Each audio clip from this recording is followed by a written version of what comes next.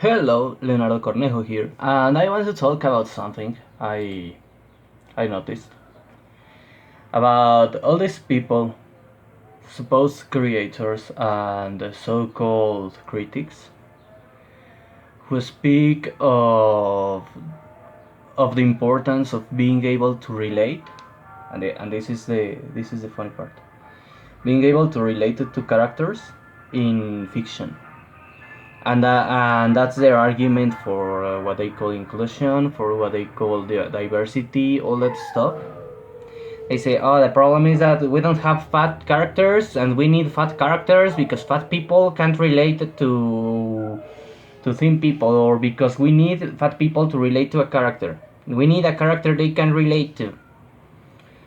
That's stupid, and everyone knows it. But I want to talk about my perspective as a writer on the matter. If you can't write relatable characters, even if they are basically a carbon copy of the reader won't relate to them. Even if the character is an absolute carbon copy, it behaves like the reader, it looks like the reader, it lives like the reader. If you can't write relatable characters, they won't relate to them. On the other hand, the character could be a space robot plated in golden metal, and you can relate to him. And I know because, well, I watched Star Wars when I was a kid. Back then, I was a really easily scared boy, and I related quite a lot to Tripia because he was a nervous, neurotic robot, and I was a nervous, neurotic boy. So I related to him. I didn't relate to Luke because Luke was brave and heroic. I admired Luke because Luke was the guy I wanted to be. Then I grew up and I realized, no, Boba Fett is the guy I wanted to be. You expected Han Solo, right? No, Boba Fett is the guy I wanted to be. When I grew up. But back then I wanted to be like Luke, but the one I related to was Tripia because he was a neurotic robot. And he wasn't like me. Another example, and this is where I say relatability is not about being the same as the audience. It's about being human, or rather humane, like the audience. It's about having points of commonality with the audience. For example, yeah, and there is also sympathy and empathy because you don't need to relate to a character to care about them. For example, in Metroid Other M, I sincerely don't have many moments in which I could relate to Samus, but seeing her reaction of fear towards Ridley after remembering that basically he's her absolute enemy. He's her ultimate rival. He destroyed her family. He destroyed her life, and she has to kill him over and over again. And this time the guy doesn't fucking die. And everyone is like, how could she be stressed if she has killed him so many times? Well, yes, there are two reasons. First of all, she endures that stress. Every single time she faces him, she endures that stress, and she's capable of enduring it. That's how she defeated him. But this time it came with the added horror of two realizations. First of all, she protected him. Because during the whole game you see this small furball which was Ridley's larval form, and she was protecting him. Just imagine, you kept your worst enemy alive. You didn't even know.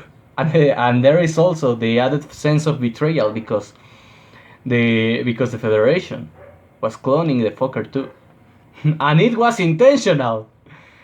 So that's why why she reacted that way, and you can empathize with that. You don't have to relate to that because, well, I never fed my own enemy. I never saved my own enemy. I actually have failed many times to harm them, but I never have tried to save them.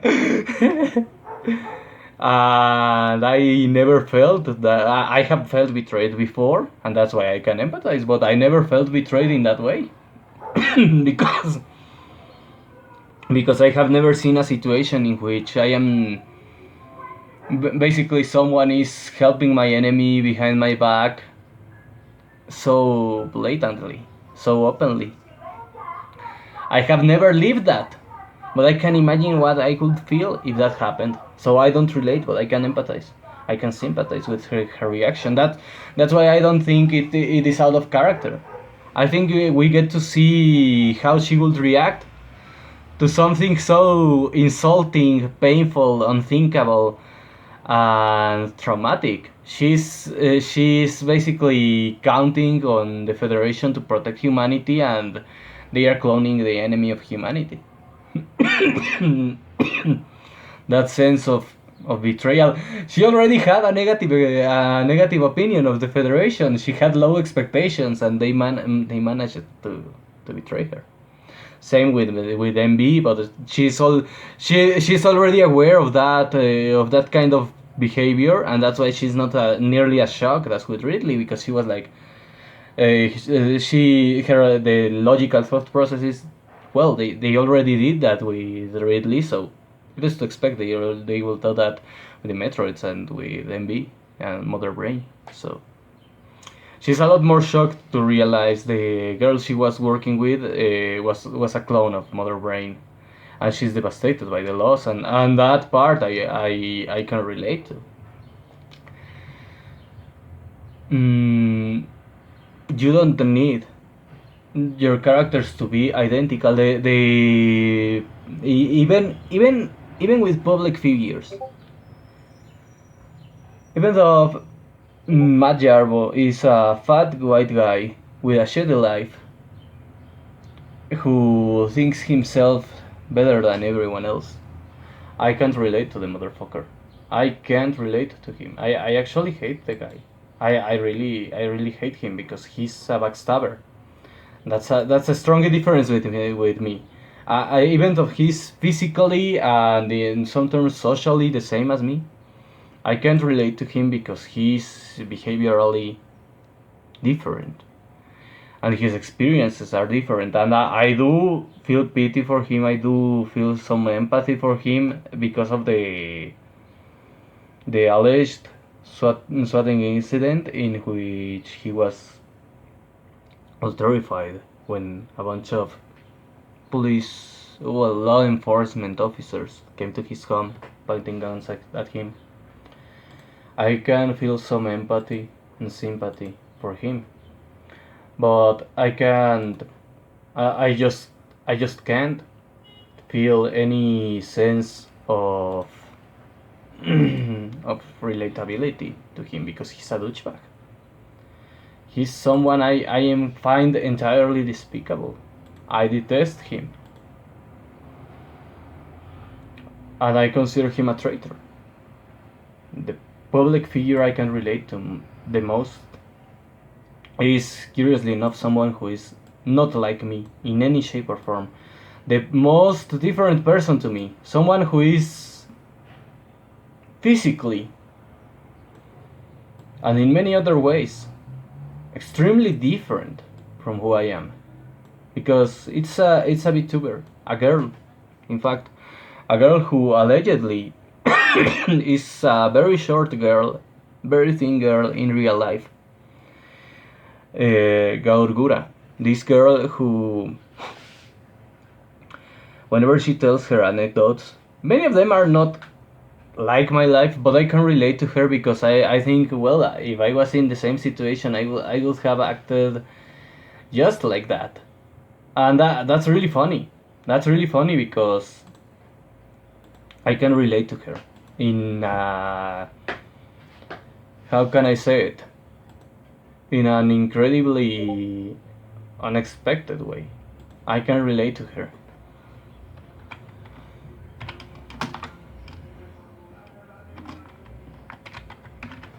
Because she tells these stories about, for example, about the time She had to clean a dish she left behind and it was all moldy, or this anecdote about noticing her mouth needed cleanup.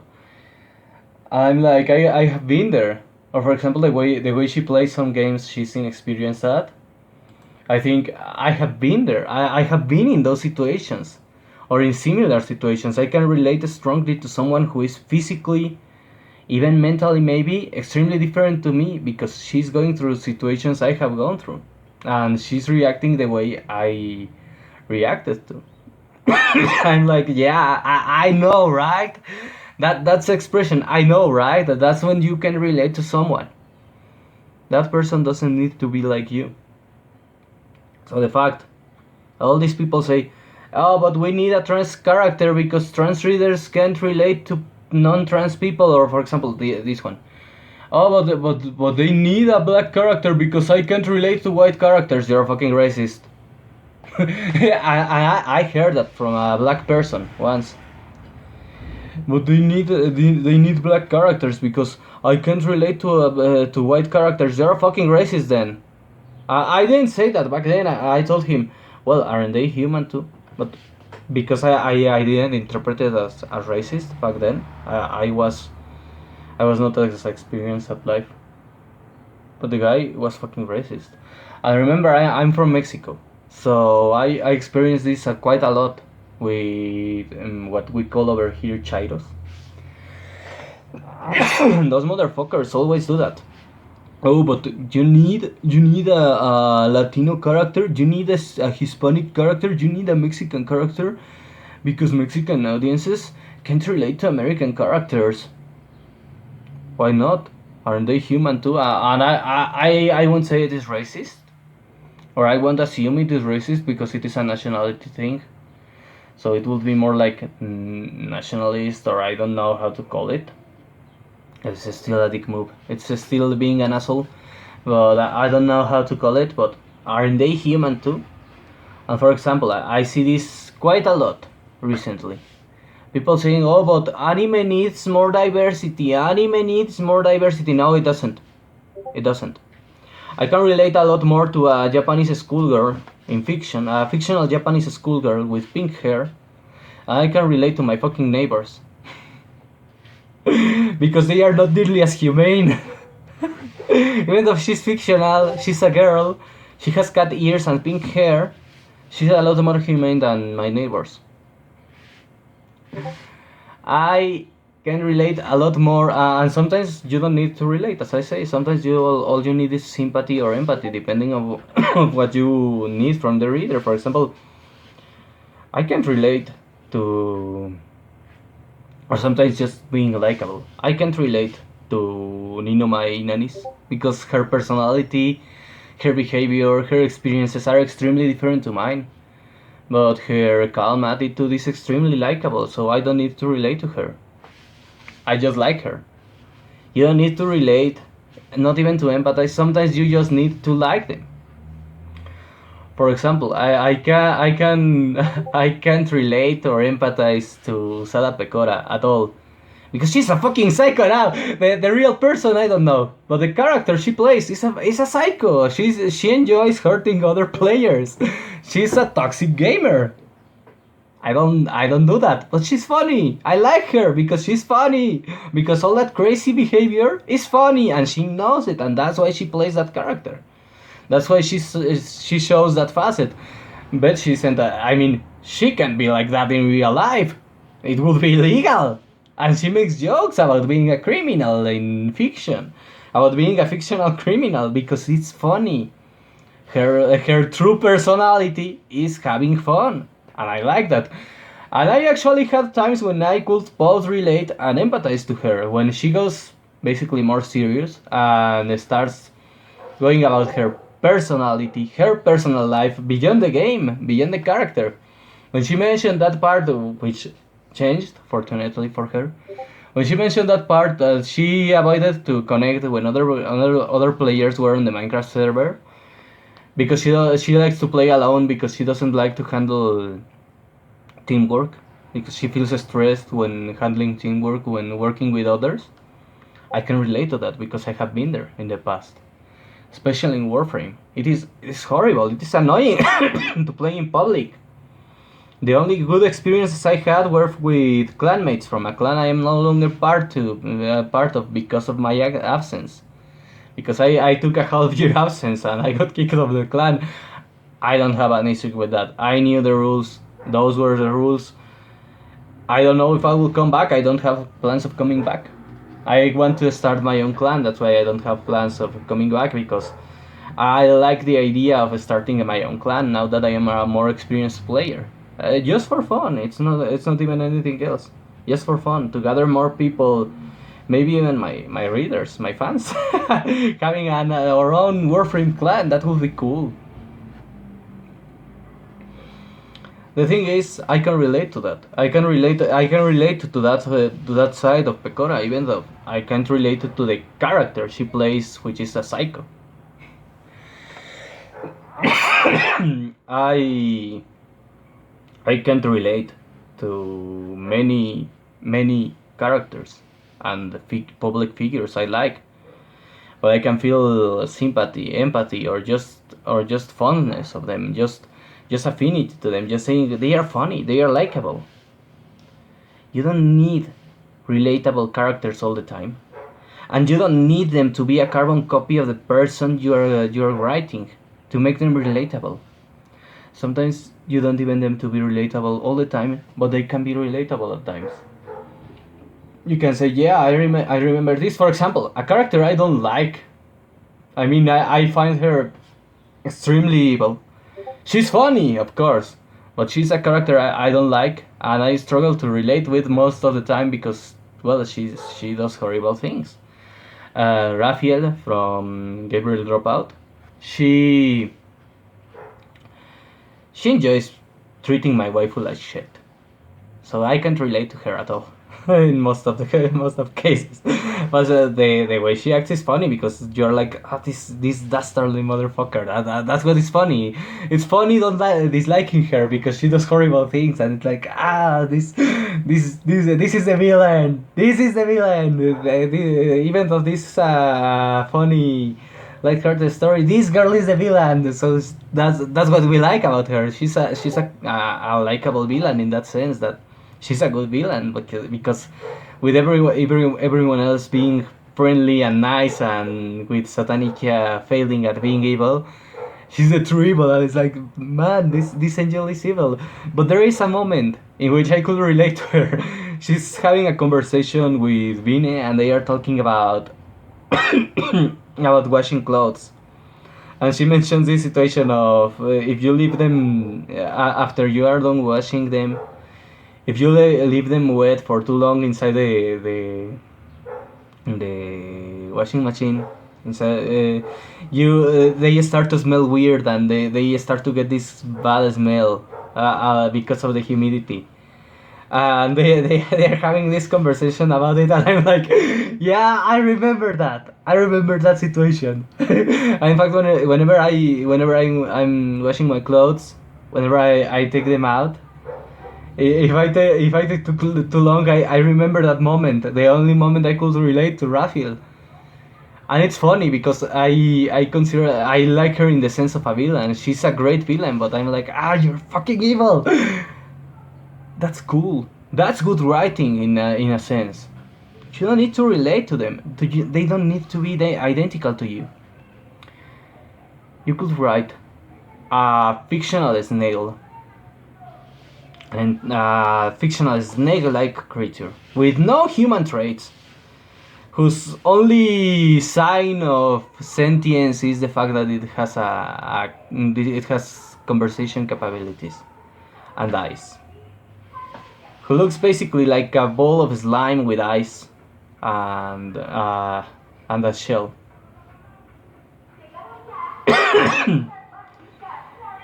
Who can be extremely relatable or extremely likable, or you can empathize with that ball of slime with eyes. And it is still a better fucking character. than anything made by Marvel under the argument of relatability, under the argument of we need diversity because people can relate. Dude, that's not the reason for that's not the purpose or the reason for that. You don't need diversity. If you want to have a character from a nationality or something, I mean, let's put it this way. Let's say you're granting a story, I don't know, a spy story, and one of the characters is this British spy, mm, a white guy in his mid 20s, a British white guy in his mid 20s. You don't need to have diversity. You could have it all set in Britain and have a bunch of Brits, but let's say you are wanting to have fun and you say, well, spies come from everywhere. And you say, wait, let's add a Haitian spy who is working he's black and he's Haitian, but he's working for America in secret to conspiring against Britain, and he will be one of the opponents, and then they side against, don't know, French spies.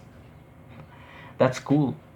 But you need this creativity, this idea of it would be cool. For example, in my novels, to be more precise, in the entire Guilds of Outland series, because they are current characters. I have two characters who are basically Japanese and Korean, and it's not for diversity or something like that. I thought it was cool to have a Kitsune. I wanted to have Kitsune and, well, Kumiho, which is the Korean equivalent and is a lot more sinister. They are vampiric in nature, and that's one of the elements.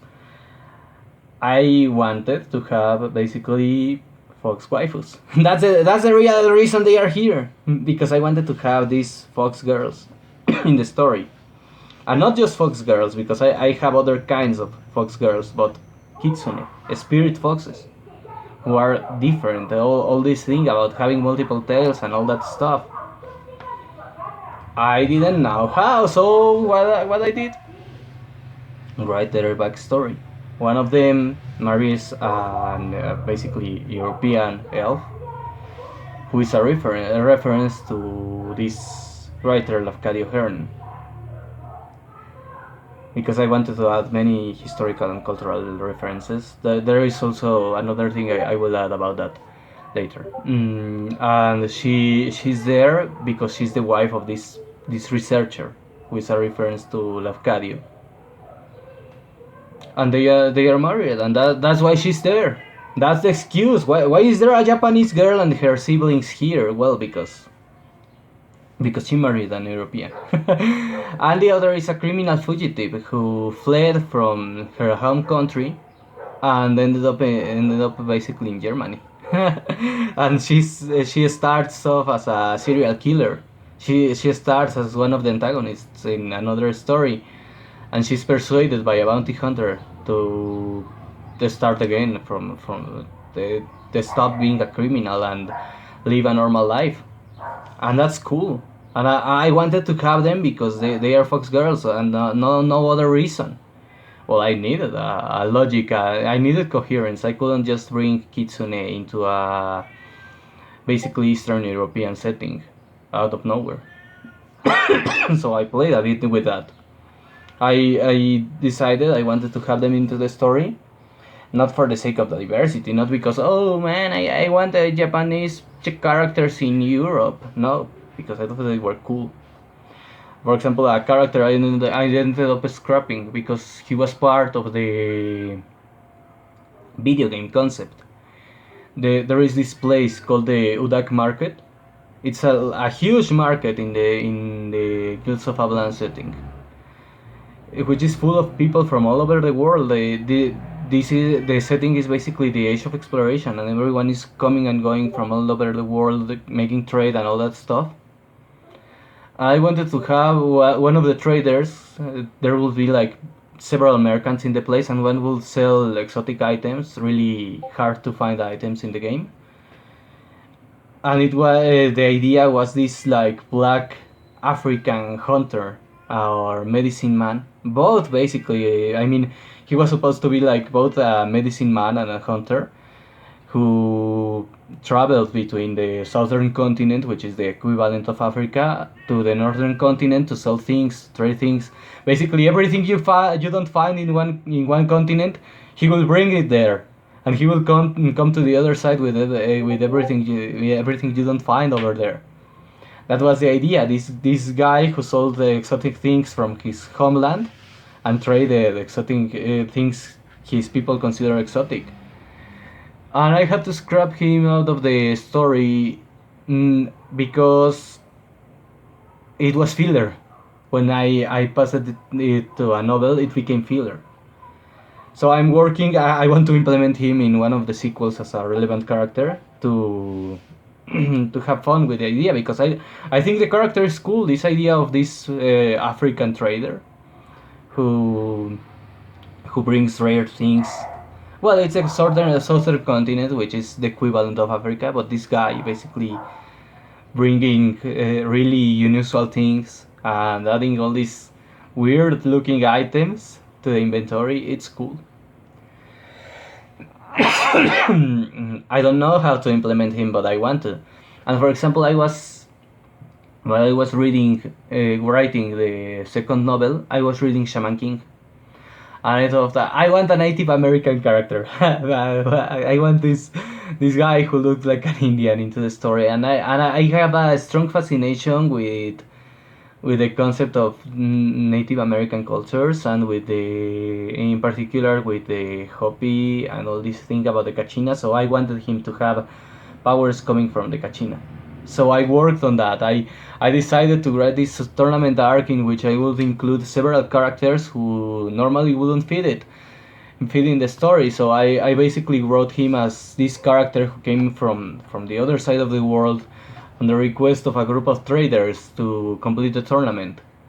And then I expanded the story, and even taking advantage of the fact that I was basically having the protagonists traveling on airships. I brought them to an entirely new country to solve a case there, and it was awesome because I could use all these Native American inspired characters and add a little bit of Western to the story. There is a battle in a saloon and all that. It's cool, but I wasn't thinking of diversity. I was thinking, this is awesome. This is cool. This is badass. This is awesome. Another character which I was afraid of writing him because he was crucial to the story. He was a prince and he was one of the tacticians in the real army, and he was relevant to the story. But I was scared of adding him because the character is gay, and it was not because of diversity. It was because he's a reference to Oscar Wilde, who was openly homosexual or bisexual, depending on how you see it. He was primarily homosexual because he had more practice with men than with women. So he was primarily homosexual. And Oscar Wilde was a strong defender of free speech, and I have a strong sense of admiration toward him because of that. So I wanted to add him as a reference, and I I wanted to have this person who would be seen by many as discriminated, but he was not. So I decided to make him the prince exactly because of that. I thought because it is cool, because I wanted to have a homosexual character in reference to Oscar Wilde, and that's why he's Prince Oscar, because it's a reference. I wanted also to put this idea in the story of people trying to manipulate him into thinking he's rejected by society when he's not, and of course of him resisting that manipulation. So I managed to nail it, in my opinion. And it was not like, oh, I want diversity, I want LGBT characters. No, I thought, Oscar Wilde was awesome, and I want a character making reference to him. And since we are there and we are using this topic of characters using discrimination as excuse to political manipulation, I will make him the subject of that, and I will make him refuse that manipulation to show his integrity as a person, to show he's an awesome prince, and the only reason he's not worthy of the throne is because he doesn't want to marry. I thought it was an awesome idea. I'm quite pleased with the results, but I wrote all these characters which some will say, oh, they are diverse. I didn't write them for the sake of diversity. I didn't write them for the sake of making people relate to them. I wrote them because I think they are cool, and that's how you write good characters, and that's why you achieve what I could call real diversity in stories, because you add these characters from all walks in life because they are cool, because you think the idea is good, not for activism. Activism ruins stories. Well, that's all for today. Thank you for listening. Steel and Flame, Book 1 of the Guilds of Avalanche series, is available on Amazon. If you like fluffy wolf-lolly protagonists and Japanese light novels, follow the link below to check it out.